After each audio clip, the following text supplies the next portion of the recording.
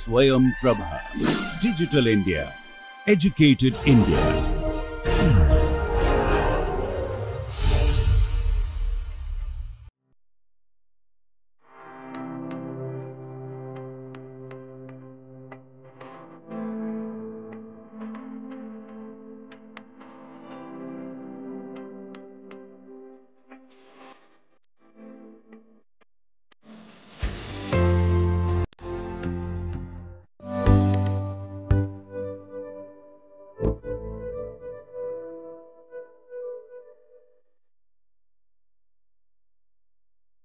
কালকের ক্লাসে আমরা যে বিষয়ে আলোচনা করেছি সেটা ছিল হচ্ছে কার্বন মনোক্সাইডের এমও, এবং সেই থেকে আমরা দেখেছি কিভাবে মেটালের সাথে কার্বন মনোক্সাইড ব্যাক বন্ডিং করে, রাইট?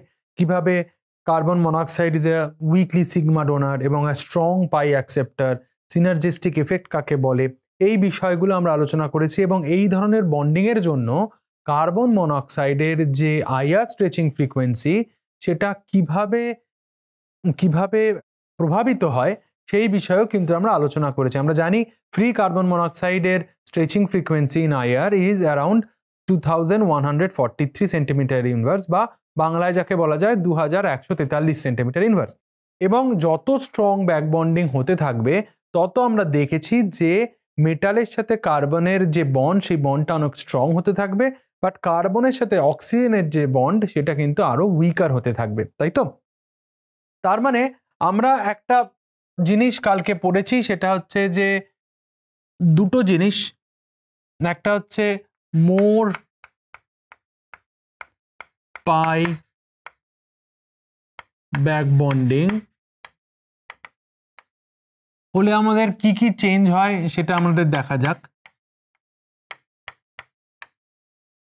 এই দুটোই আমরা কালকে আলোচনা করেছিলাম যে এখানে যদি ইলেকট্রন ডেন্সিটি থাকে সেটা এখানে যাবে এবং এইটা ম্যাচ করে যাবে, রাইট? এই ইলেকট্রনটা অক্সিজেনের দিকে যাবে। More pi density means more metal carbon bonding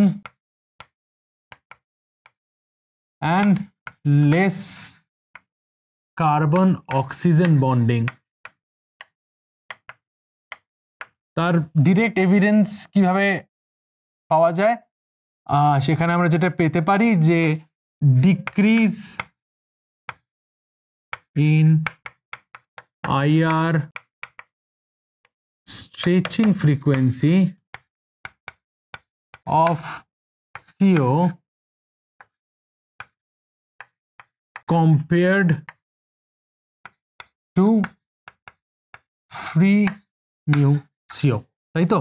মানে যত আমার স্ট্রঙ্গার পাই ব্যাক ডোনেশন হবে মেটালের অরবিটাল থেকে কার্বন মনোক্সাইডের অরবিটালে, যেটা হচ্ছে পাই স্টার, অবশ্যই পাই স্টারে যদি ইলেকট্রন ডেন্সিটি আসতে থাকে কার্বন মনোক্সাইডের, তার মানে সেটা অ্যান্টিমন্ডিং অরবিটালে ইলেকট্রন ডেন্সিটি ঢুকছে লুমোতে, এবং সেটা ডিরেক্টলি প্রভাবিত করবে হচ্ছে বন্ড অর্ডার কার্বন মনোক্সাইডের। এবং যেটা এখানে হচ্ছে যে যত পাই বন্ডিং স্ট্রঙ্গার হবে তত এটা হবে। এবং আমরা এটাও কালকে দেখেছি যে charge of the metal centre, মেটালের ওপর কিরকম চার্জ আছে তার উপর ডিপেন্ড করেও কিন্তু এই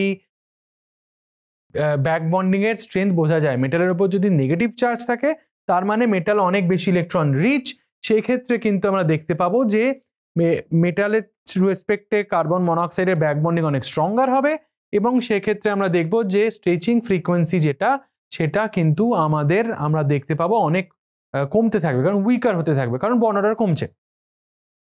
এটা একটা ঘটনা যেটা আমরা আলোচনা করেছি। এবার একটা খুব গুরুত্বপূর্ণ বিষয় যে কার্বন মনোক্সাইড একটা উইকলি সিগমা ডোনার বা স্ট্রং পাই অ্যাকসেপ্টার লিগ্যান্ড, সেটা আমরা জানি।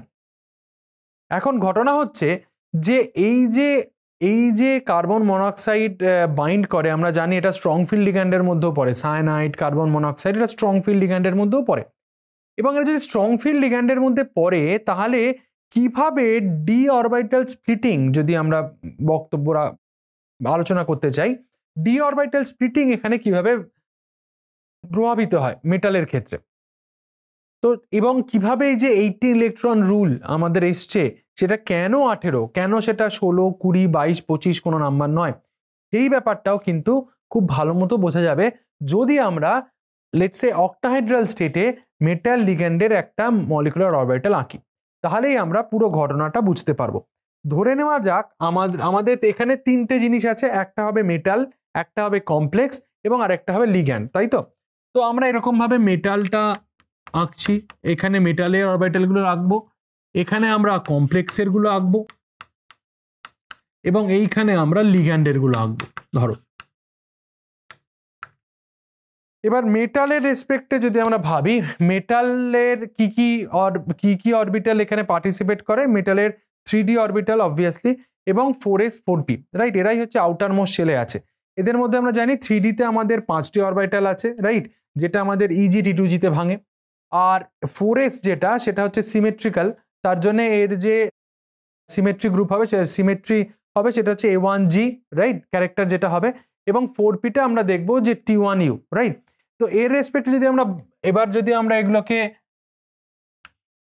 করার চেষ্টা করি, তাহলে একটা হলো আমার T1U, যেটা আমরা বললাম যে এটা 4p ক্যারেক্টার থেকে আসছে, রাইট? এবং তার সাথে আমার আছে 4s ক্যারেক্টার থেকে কি বললাম আমরা, A1G, রাইট? 4s ক্যারেক্টার থেকে আমার আসছে, এটা আমরা এখানেও লিখতে পারি, 4s ক্যারেক্টার থেকে আমাদের A1G আসছে। এবং মেটালের আরেকটা 3D থেকে যেটা আসবে, 3D সেট অফ অরবিটালস থেকে যেটা আসবে, সেটা হচ্ছে 5টি অরবিটাল আসবে, যারা কিন্তু আমাদের EG প্লাস T2G এইটা থাকবে, তাই তো? এবার মেটালের রেসপেক্টে এটা ভাবলাম, লিগ্যান্ডের রেসপেক্টে ভাবলে গেলে কি কি হবে? লিগ্যান্ডের রেসপেক্টেও যদি তোমরা ভাবো, তাহলে তোমরা সবার আগে দেখতে পাবে যে লিগ্যান্ডের যে অরবিটালগুলো আছে সেটা ইউজুয়ালি A1G, T1U আর EG, যেগুলো অ্যাকচুয়ালি ইলেকট্রন ডেন্সিটি যখন ডোনেট করে, তো সেগুলো অবভিয়াসলি অনেকটা বেশি স্টেবিলাইজড হবে। তো এইখানে আমাদের ধরে নাও A1G, এটা বেসিক্যালি রিপ্রেজেন্ট করে S ক্যারেক্টার টাইপ। তারপর এখানে আমাদের থাকবে একটা T1U, রাইট? নইলে তো আমাদের ওভারল্যাপটা সম্ভব নয়, রাইট? একই টাইপের সিমেট্রি না হলে কখনোই কিন্তু আমাদের ওভারল্যাপ সম্ভব নয়।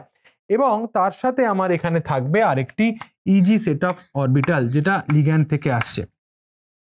এছাড়াও মেটালের অনেকটা ওপরে আমি বলবো অনেকটা এনার্জেটিক্যালি ডিস্টেবিলাইজ আর হায়ার এনার্জির কিছু অরবিটাল আছে, যেগুলো T2G সিমেট্রির সাথেও ম্যাচ করে, যেটা 3D মেটালের T2G সিমেট্রির সাথে ম্যাচ করে, রাইট?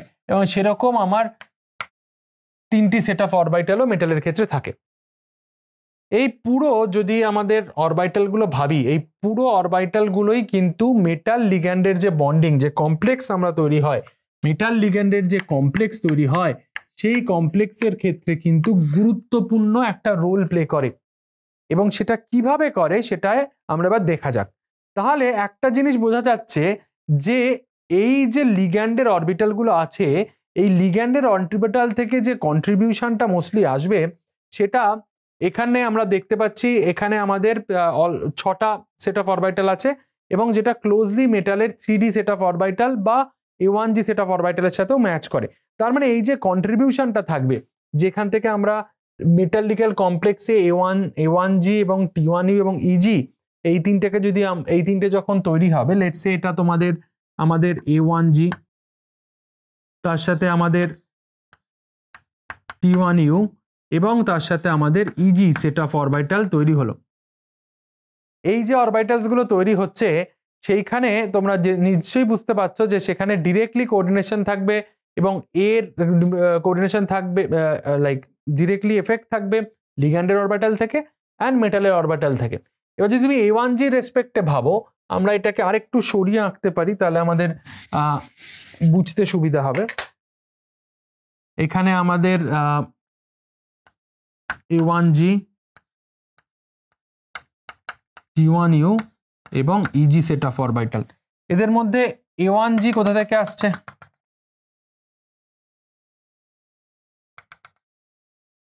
রাইট? এবার A1G যদি এখানে এরকম একটি হয়, তাহলে অবভিয়াসলি এর একটি অ্যান্টিবন্ডিং অরবিটালও থাকতে হবে, রাইট? এর একটা অ্যান্টিবন্ডিং অরবিটালও থাকতে হবে। ধরে নাও এইখানটা আমাদের এর অ্যান্টিবন্ডিং অরবিটালটা পড়লো, তাহলে এখানে আমাদের কন্ট্রিবিউশন আছে এদের থেকে। এবার যদি আমাদের T1U কথাটা ভাবি, লিগ্যান্ড এবং মেটালের T1U কথাটা যদি আমরা ভাবি, এই T1Uটা আসছে এখান থেকে, রাইট?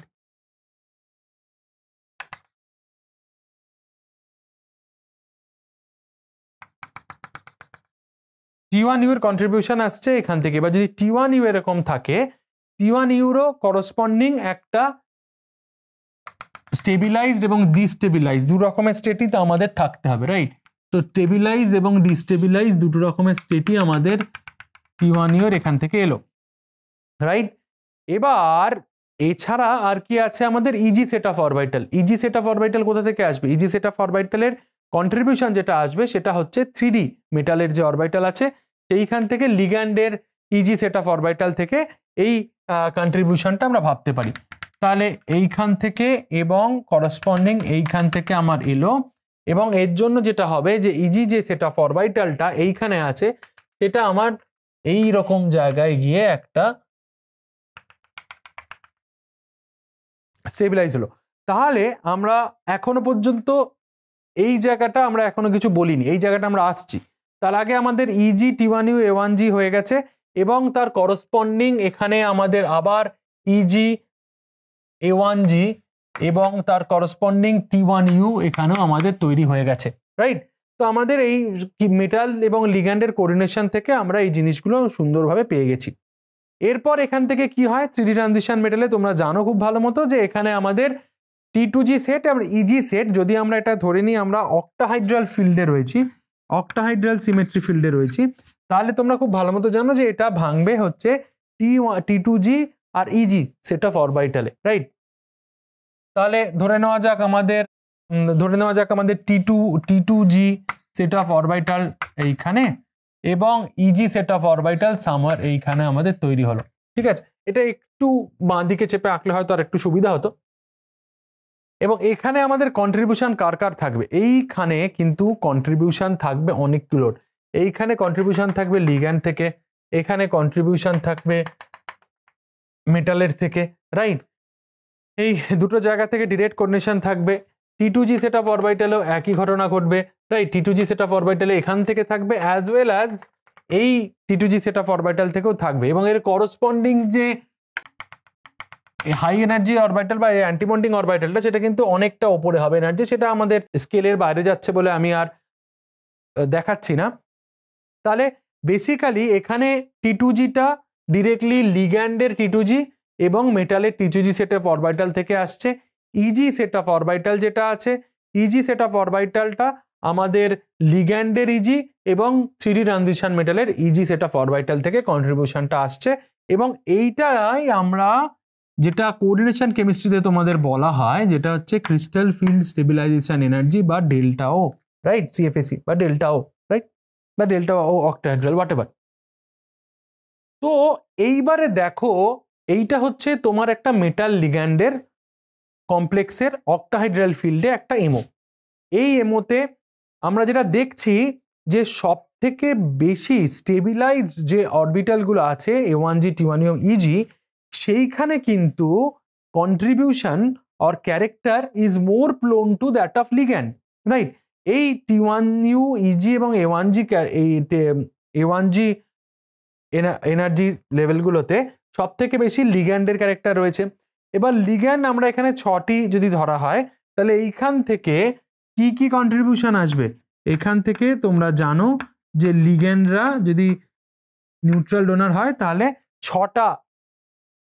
ছটা ইলেকট্রন পেয়ার ডোনেট করছে, যেগুলো আমরা এখানে ফুলফিল করে দিলাম। এবং এবার depending on the transition metal as well as depending on the oxidation state of the transition metal T2G এবং ইজির যে এনার্জি স্টেটগুলো আছে সেগুলো ফিল্ড আপ হবে, রাইট? যদি ধরে নাও তোমার লেটস সে আয়রন +2 সিস্টেমের কথা তুমি যদি ভাবো, আয়রন +2 কোনো কমপ্লেক্সের কথা যদি ভাবো, তাহলে তুমি বুঝতেই পারছো সেটা একটা D6 সিস্টেম হবে, এবং এই 6টা ইলেকট্রন কিন্তু আমার এইখানে বসে যাবে T2G, রাইট? এবং depending on the strength of the ligand, সেটা যদি আমাদের লাইক স্ট্রং ফিল্ড লিগ্যান্ড যেমন সায়ানাইড, কার্বন মনোক্সাইড জাতীয় হয়, তাহলে এইগুলো অনেক বেশি স্টেবিলাইজড হয়ে যাবে, মানে T2G সেট অফ অরবিটাল এবং এই 6টি লিগ্যান্ড কন্ট্রিবিউটেড অরবিটাল কিন্তু অনেক বেশি স্টেবিলাইজড হয়ে যাবে, এবং তখন আমার T2G ইজির যে গ্যাপ অক্টাহাইড্রাল ফিল্ডে সেইটা কিন্তু অনেকটা বেশি হয়ে যাবে, এবং সেই ক্ষেত্রে আমরা দেখব যে T2D2 ইজি যে ট্রানজিশনটা সেটা কিন্তু পসিবল হবে না। এবং ওই ধরনের কেসের ক্ষেত্রে আমরা দেখব লো স্পিন কমপ্লেক্স, যেটা আমরা বলি লো স্পিন কমপ্লেক্সগুলো ফর্ম হয়, যাদের ক্ষেত্রে যেগুলো যদি পেয়ার স্পিন থাকে তাহলে আমরা দেখবো সেগুলো ডায়াম্যাগনেটিক হয়। যেমন এক্ষেত্রে যদি আমরা লো স্পিন D6 আয়রন +2 ভাবি তাহলে সেটা কিন্তু ডায়াম্যাগনেটিক হয়ে যাবে। এটা একটা গুরুত্বপূর্ণ জায়গা এবং এইখান থেকে দেখে তোমরা বুঝতে পারছো যে এই সবকটি অরবিটালের মধ্যে 9টি অরবিটাল এমন আছে যেগুলো এনার্জেটিক্যালি স্টেবিলাইজড বা বন্ডিং অরবিটালের মধ্যে আমরা ধরতে পারি, আর বাকিগুলো কিন্তু বেসিক্যালি আমাদের ইজি বা এইখানে দুটো ইজি এবং এইখানে আমাদের A1G ইজি এবং T1U এই সবকটি কিন্তু এনার্জেটিক্যালি ডিস্টেবিলাইজড। আমার এখানে একটা স্মল কারেকশন আছে, এই ইজি কন্ট্রিবিউশন এখানে অলরেডি আছে, সো দুটো ইজি হবে না এখানে, এখানে বেসিক্যালি একটি ইজি হবে এবং এইটি হচ্ছে আমাদের CFAC, right. So easy set of orbital যেটা তৈরি হচ্ছে সেখানে কন্ট্রিবিউশন আছে তোমার লিগ্যান্ডের ইজি থেকে এবং 3D ট্রানজিশন মেটালের ইজি সেট অফ অরবিটাল থেকে। তো এইটা তোমরা মনে রাখো, এখানে দুটি ইজি হবে না, এখানে একটি ইজি হবে যেখানে কন্ট্রিবিউশন 3D এবং লিগ্যান্ডের ইজি সেট অফ অরবিটাল থেকে কিন্তু থাকছে, এবং এইটাই ডিস্টেন্সটাই হচ্ছে আমাদের CFAC বা ক্রিস্টাল ফিল্ড স্টেবিলাইজেশন এনার্জি। এবং যেটা ইম্পর্টেন্ট ব্যাপার এখানে দেখার, তো এইখানে আমরা দেখতে পাচ্ছি যে আমাদের 9টি অরবিটাল স্টেবিলাইজ বা বন্ডিং ফেজে রয়েছে, যাদেরকে আমরা বলতে পারি 9x2, টোটাল 18টা ইলেকট্রন সেখানে থাকতে পারে। এবং এই যে গ্যাপটা CFACর যে গ্যাপ, এই গ্যাপের ওপর ডিপেন্ড করে আমরা ডিসাইড করতে পারি যে ইলেকট্রন ট্রানজিশনটা possible, like low spin complex, high spin complex, এই সব জিনিসগুলো আমরা আলোচনা করতে পারি। একইভাবে যদি তুমি এইখানে আরেকটি এক্সাম্পল দেখো যে ক্রোমিয়াম, লেটস সে একই এক্সাম্পল ক্রোমিয়াম CrCO6, ক্রোমিয়াম হেক্সাকার্বনিল, এই কমপ্লেক্সটার ক্ষেত্রে যদি তুমি ভাবো, এই কমপ্লেক্সটার ক্ষেত্রে যদি তুমি ভাবো তাহলে তুমি দেখতে পাচ্ছ যে এখানেও সিমিলার ওয়েতে 6টি লিগ্যান্ড, CO লিগ্যান্ড, 12টা ইলেকট্রন এখানে দেবে লিগ্যান্ড বেসড অরবিটালগুলোতে, আর T2G সেট যেটা আছে সেখানে আসবে ক্রোমিয়ামের 6টি লিগ্যান্ড। এই আয়রন +2 আর ক্রোমিয়াম ইজ আইসো ইলেকট্রনিক, রাইট। আয়রন +2 আর ক্রোমিয়াম নিউট্রাল অক্সিডেশন স্টেট আর আইসো ইলেকট্রনিক। তাহলে এক্স্যাক্টলি এখানে আমরা যদি ফিল আপ করি এক্স্যাক্টলি এরকম ভাবে এটা স্টেবিলাইজড হয়ে যাবে। তার মানে বেসিক্যালি লিগ্যান্ডের ফিল্ডের ওপর ডিপেন্ড করে, লিগ্যান্ডের স্ট্রেংথের ওপর ডিপেন্ড করে আমাদের এই স্প্লিটিং প্যাটার্নগুলো তৈরি হয়, এবং স্প্লিটিং প্যাটার্নে আমাদের যে এনার্জি দুটি অরবিটাল T2G এবং EG set of orbital in case of octahedral field কিভাবে ভ্যারি করে সেইটা আমরা দেখতে পেলাম। এবার এইখানে আরেকটা খুব গুরুত্বপূর্ণ আলোচনা না করলেই নয় আমি বলবো, সেটা হচ্ছে যে তোমরা সবাই EDTA কমপ্লেক্সের কথা জানো, তাই তো? EDTA এমন একটি চিলেটিং লিগ্যান্ড, রাইট, যেটা আমাদের সমস্ত 3D ট্রানজিশন মেটালকেই বাইন্ড করতে পারে এবং এক্সট্রাকশনের ক্ষেত্রে খুব কমনলি আমরা ব্যবহার করে থাকি। EDTA এর ফুল ফর্ম কি? Ethylene diamine tetra acetic acid. এর স্ট্রাকচারটা কিরকম হয় সেটাও তোমাদের জেনে রাখা একটু দরকার। এটা ইথিলিন ডায়ামিন হয়ে গেল এবং এইখানে আমাদের টেট্রা অ্যাসিটিক অ্যাসিড আমরা ভাবতে পারি। এটা ইউজুয়ালি যদি লাইক টেট্রা অ্যাসিটিক অ্যাসিড মানে এরকম হয়, বাট কমার্শিয়াল মার্কেটে এটা ডাইসোডিয়াম বা লাইক টেট্রাসোডিয়াম সল্ট হিসেবে পাওয়া যায়। সেক্ষেত্রে এটা যদি ডাইসোডিয়াম সল্ট হয় তাহলে বুঝতেই পারছো এখানে তোমার দুটি সোডিয়াম প্লাস চলে আসবে, রাইট, দুটি সোডিয়াম প্লাস পাওয়া যাবে, রাইট। তো এরা কিলেটিং লিগ্যান্ড, কারণ এই কার্বক্সিলেটসগুলো বাইন্ড করতে পারে এবং এই নাইট্রোজেনের যে লোন পেয়ার অফ ইলেকট্রন আছে তারাও কিন্তু আমাদের বার করতে পারে। তার মানে এমন একটি লিগ্যান্ড যেটা এরা কিন্তু অক্টাইডাল ফেজেই পুরো বাইন্ড করতে পারে, অক্টাইডাল স্ট্রাকচারও তৈরি করতে পারে। এটা হচ্ছে আমাদের EDTA ligand, right, EDTA ligand. এবার EDTA লিগ্যান্ডের 6টা ডোনার সেন্টার আছে, তাই তো? EDTA লিগ্যান্ডের 6টা ডোনার সেন্টার আছে, তো অবভিয়াসলি 6 জন মিলে কত দেবে? 12টি ইলেকট্রন আমার এখান থেকে আসবে, রাইট। এবার ধরে নাও আমরা জিঙ্ক EDTA কমপ্লেক্সের কথা ভাবছি, জিঙ্ক EDTA কমপ্লেক্স, এবং আমরা ধরে নিলাম যে জিঙ্ক +2 EDTA কমপ্লেক্সের কথা আমরা ভাবছি, zinc plus 2 EDTA complex, right? এই কমপ্লেক্সটার কথা যদি তুমি ভাবো, জিঙ্ক প্লাস 2 তে কটা ইলেকট্রন থাকে? জিঙ্ক প্লাস 2 তে থাকে তোমার D10 সিস্টেম, রাইট? EDTA তে কত ইলেকট্রন আছে? EDTA তে আমাদের আছে হচ্ছে 12টা ইলেকট্রন, রাইট? 12টা ইলেকট্রন, তাই টোটাল ইলেকট্রন কত হলো? 22 ইলেকট্রন। তাহলে এটা কি ভায়োলেট করছে যে আমাদের এতগুলো ক্লাসে আমরা যেটা শিখলাম বা এতদিন ধরে যেটা চলে আসছে যে 18 ইলেকট্রন সিস্টেম স্টেবিলাইজ, 18 ইলেকট্রনের বেশি হওয়াটা সম্ভব নয়, কম হওয়াটা সম্ভব, 15, 16, 17 ইলেকট্রন সিস্টেম হওয়াটা সম্ভব, কিন্তু এখনো পর্যন্ত আমরা একটাও এক্সাম্পল এরকম আলোচনা করিনি যেখানে আমরা দেখবো যে টোটাল কাউন্টটা 22 ইলেকট্রন সিস্টেম হয়ে যাচ্ছে। এটা কিন্তু আমরা দেখিনি। এখন ঘটনাটা হচ্ছে কেন? ঘটনাটার উত্তরটা খুব ট্রিকি। ইথিলিন আয়োডামিন কিন্তু একটা ভালো সিগমা ডোনার লিগ্যান্ড আমরা বলতে পারি, কিন্তু এখানে যেটা হয় যে লিগ্যান্ডের ওপর ডিপেন্ড করে, লিগ্যান্ড ফিল্ডের ওপর ডিপেন্ড করে মেটালের অরবিটালগুলো স্টেবিলাইজড হয় বা ডিস্টেবিলাইজড হয়। যত স্ট্রং লিগ্যান্ড তত বেশি স্টেবিলাইজেশন বা তত বেশি ডিস্টেবিলাইজেশন এবং তত বেশি ডিফারেন্স বিটুইন T2G EG। এবার এইখানে যদি তোমার EDTA এর এই ঘটনাটা ভাবো, তাহলে যেটা হয় যে টোটাল এই জায়গাগুলোতে এনার্জি, এই জায়গাগুলোতে ইলেকট্রন ফিল হয়ে যাবে এবং ডেল্টা ওটা অনেকটা কম হবে CO বা সায়ানাইডের থেকে। তাহলে কি হচ্ছে? তাহলে কি আমাদের টোটাল 22 ইলেকট্রন সিস্টেম স্টেবল হবে? উত্তরটা হচ্ছে না। তার কারণ EDTA এতটাও স্ট্রং লিগ্যান্ড নয় যে এই EG সেট অফ অরবিটালটাকে সাফিসিয়েন্টলি অ্যান্টিবন্ডিং করতে পারে। এটা কোনোভাবেই EG সেট অফ অরবিটালটাকে অ্যান্টিবন্ডিং করতে পারছে না, সাফিসিয়েন্টলি অ্যান্টিবন্ডিং করতে পারছে না। রাদার এটা একটু নিচের দিকে এনার্জিতে নেমে এসে এটা অলমোস্ট ক্লোজ টু নন বন্ডিং থাকবে EG সেট অফ অরবিটাল। তার মানে এইখানে যে 10টি ইলেকট্রন আছে, যেটা হচ্ছে T2G6 এবং EG4, এই EG4টা is not as strong non-bonding as it could be in case of chromium hexacarbonyl or any strong field ligand complexes. এবং এই যে 4টি electron, they tend to be more into non-bonding character rather than strong anti-bonding character, এবং ওরা কিন্তু কনসিডারেশনের মধ্যে আসবে না। এবং তার জন্য এই 4টি ইলেকট্রন যদি তুমি এখান থেকে বাদ দিয়ে দাও, তাহলেই তুমি দেখতে পারবে যে এই EG সেট অফ অরবিটালটা যদি বন্ডের নন বন্ডিং ক্যারেক্টার টাইপের হয়, তাহলে কিন্তু আমাদের এই 22 electron count will be reduce to 18 electron count, right? তো তার মানে EDTA এর যে কমপ্লেক্স জিঙ্ক প্লাস 2 এর সাথে যে কমপ্লেক্স, যেটা খুবই স্টেবল, ওয়েল নোন কমপ্লেক্স, সেটা স্টেবল, নিশ্চয়ই স্টেবল, এবং সেখানেও কিন্তু আমাদের ইলেকট্রন কাউন্টটাকে 18 ধরতে হবে, নট 22।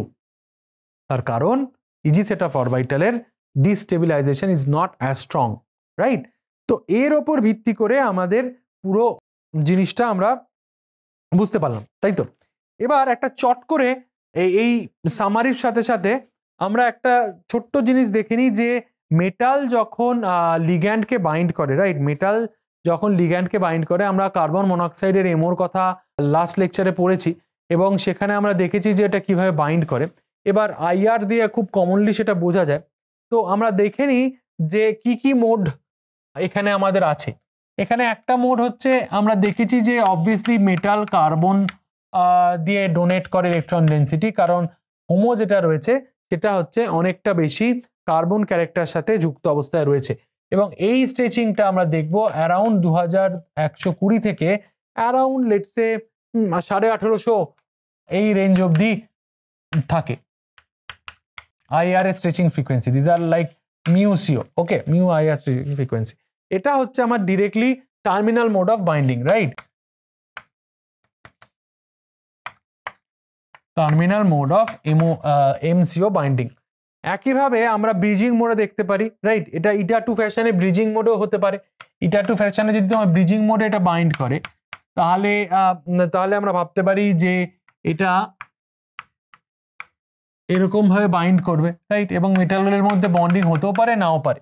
এবং যদি তোমার ব্রিজিং মোড অফ বাইন্ডিং হয়, তাহলে স্ট্রেচিং ফ্রিকোয়েন্সি ইউজুয়ালি আমাদের দেখা যায় 1720 থেকে 1850 এই এই এই এই রেঞ্জের মধ্যে ইউজুয়ালি থাকে। এটা বেসিক্যালি আমাদের মিউ2 ব্রিজিং।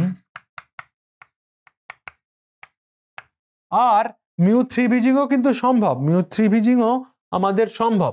মিউ3 ব্রিজিং মানে কিরকম? মিউ3 ব্রিজিং মানে হচ্ছে 3টে মেটাল, তোমরা বুঝতেই পারছো মিউ3 ব্রিজিং মানে হচ্ছে 3টে মেটাল, এবং সেক্ষেত্রে যদি ওরা সিওর সাথে বাইন্ড করে তাহলে এদের মধ্যে নিজেদের মধ্যে বন্ডিং থাকতেও পারে নাও পারে, ডিপেন্ডিং অন তাদের ক্যারেক্টার আমি বলবো।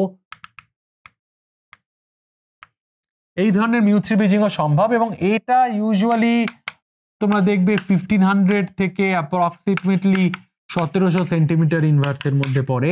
এটাও আমরা আরেকটা ব্রিজিং বোর্ড, যেটা আমাদের মিউ3 ব্রিজিং মোড আমরা বলি। এছাড়াও আরো অনেক রকমের ব্রিজিং মোড হয়, বাট খুব কমনলি এইগুলোকে দেখতে পাওয়া যায়। তো আজকের এই লেকচারে আমরা দেখলাম যে metal ligand total electron count 22 হলেও সেটাকে কিন্তু 18 ইলেকট্রন কাউন্ট হিসেবে ধরা যায়, এবং কেমন ভাবে সেটা ধরা যায় সেই বিষয়ে আলোচনা করলাম। আমরা আলোচনা করলাম যে একটি অক্টাহাইড্রাল ফিল্ডে যখন আমাদের মেটালের সাথে লিগ্যান্ডের মলিকুলার অরবিটালগুলোর ওভারল্যাপ হয়ে একটা ওভারঅল কমপ্লেক্সের মলিকুলার অরবিটাল তৈরি হয়, সেখানে T2G সেট এবং EG সেট কিভাবে অ্যাটাচড অবস্থায় থাকে এবং কিভাবে depending on ligand field strength T2G এবং EG কিভাবে ভ্যারি করে সেই বিষয়েও কিন্তু আমরা আজকে আলোচনা করলাম। এবং আমার মনে হয় এর বিষয়ে ডিটেল তোমরা যখন কোঅর্ডিনেশন কেমিস্ট্রি ক্লাসে পড়বে, তো যেখানে তোমাদের মলিকুলার অরবিটাল থিওরি বা ক্রিস্টাল ফিল্ড থিওরির ডিটেলে জানানো হবে, এবং যখন তোমরা গ্রুপ থিওরির বিষয়ে একটু ওয়াকিবহাল হয়ে যাবে, তখন তোমরা এই যে সাইনগুলো ইউজ হচ্ছে EG, T2G, A1G, T1U, right, এই A1G, T1U এই লিগ্যান্ড এবং মেটালের ক্ষেত্রে সেই বিষয়ে আরো বেশি বুৎপত্তি তোমাদের হবে। আপাতত আমাদের ডিসকাশনের জন্য আমরা এটা ধরে নিয়ে এগোবো, এবং এই থেকে বুঝতে পারছি যে লিগ্যান্ডের ফিল্ডের স্ট্রেংথের উপর ডিপেন্ড করে স্টেবিলাইজেশন বা ডিস্টেবিলাইজেশন হয়, এবং সেটা কিভাবে লিগ্যান্ড মেটালের ইলেকট্রনগুলো ফিল আপ করতে হয় সেই বিষয়েও আমরা কিন্তু জানতে পারলাম। এবার এক্ষেত্রে একটা ছোট্ট এক্সাম্পল আমি বলতে চাই, যেমন ধরে নাও একটা নিউট্রাল ভ্যানাডিয়াম CO6। আমরা আগের দিন এক্সাম্পলে দেখেছি যে ম্যাঙ্গানিজ পেন্টাকার্বনিল যখন থাকে তখন আমরা দেখেছি যে ওটা ডাইমারাইজ করতে চায়, right. Manganese CO5, manganese CO5 কিরকম? এটাও নিউট্রাল অক্সিডেশন স্টেটে আছে, এটাও নিউট্রাল অক্সিডেশন স্টেটে আছে। এখানে আমরা আগের দিন করেছিলাম যে এখানে 7টা এবং এখানে 10টা আছে, এখানে 17টা ইলেকট্রন। তার জন্য এটা কি করে, এরা নিজেরা ইউজুয়ালি ডাইমারাইজ করে যায় এবং করে 36 ইলেকট্রন, এরা যেহেতু 18 ইলেকট্রনের কম তার জন্য ডাইমারাইজ করে। কিন্তু ভ্যানাডিয়ামের এক্সাম্পলটা দেখো তো, ভ্যানাডিয়ামের এক্সাম্পলে কি হয়, ভ্যানাডিয়াম 0 মানে ভ্যানাডিয়ামের 5টি আছে, এবং এইখানে কার্বন মনোক্সাইড থেকে তোমার 12টি আসছে, 17টি টোটাল ইলেকট্রন আছে। কিন্তু তাহলে কি ভ্যানাডিয়ামও ডাইমারাইজ করবে? কারণ ম্যাঙ্গানিজ ডাইমারাইজ করছিল, তাহলে কি ভ্যানাডিয়ামও ডাইমারাইজ করবে? প্রশ্ন হচ্ছে না, ভ্যানাডিয়াম কিন্তু ডাইমারাইজ করবে না। তার মেন কারণ হচ্ছে ডাইমারাইজ করার জন্য কি করতে হবে, মেটালের অরবিটালগুলোকে একে অপরের কাছে আসতে হবে, রাইট, তবেই গিয়ে এই ধরনের ডাইমারাইজেশন সম্ভব। কিন্তু ভ্যানাডিয়ামের সাইজ খুব ছোট হওয়ার জন্য কম্পেয়ার টু ইউর ম্যাঙ্গানিজ, এবং কার্বন মনোক্সাইডের 6টি লিগ্যান্ড দ্বারা কমপ্লিটলি কভার থাকার জন্য এই ভ্যানাডিয়ামের কিন্তু আর অরবিটাল অ্যাভেলেবেল নেই যেটা ওভারল্যাপ করতে পারে। স্মল সাইজ যেটা রয়েছে ভ্যানাডিয়ামে সেটা কিন্তু এই ওভারল্যাপটাকে ফরবিট করে। তার জন্য ভ্যানাডিয়াম CO6 কিন্তু ডাইমারাইজ করে না, because of the smaller size of vanadium, whereas manganese CO5 কিন্তু ডাইমারাইজ করে Mn2CO10 তৈরি করতে পারে, তাই তো? এই জিনিসগুলো তোমরা খুঁটিনাটি আরো ডিটেলে বিভিন্ন প্র্যাকটিস প্রবলেম সলভের মধ্যে দিয়ে দেখো। আমরা এর বিষয়ে প্রবলেম সলভিংও নিশ্চয়ই করব, আরো একটা দুটো ক্লাসে আমরা শুধুমাত্র প্রবলেম নিয়ে আলোচনা করব, এবং পরবর্তী ক্লাসগুলোতে আমরা আরো ডিটেলে দেখব কিভাবে যে অন্য লিগ্যান্ডের উপর ডিপেন্ড করে কার্বন মনোক্সাইডের স্ট্রেচিং ফ্রিকোয়েন্সি ভ্যারি করে। এতক্ষণ আমরা যে এক্সাম্পলগুলো দেখছিলাম সেখানে আমাদের 6টি কার্বন মনোক্সাইড লিগ্যান্ড রয়েছে, কিন্তু এটা ছাড়াও অন্যান্য লিগ্যান্ডও তো থাকতে পারে, তার উপর ডিপেন্ড করে কার্বন মনোক্সাইডের স্ট্রেচিং কিভাবে ভ্যারি করে সেই বিষয়েও আমরা আলোচনা করব। ধন্যবাদ।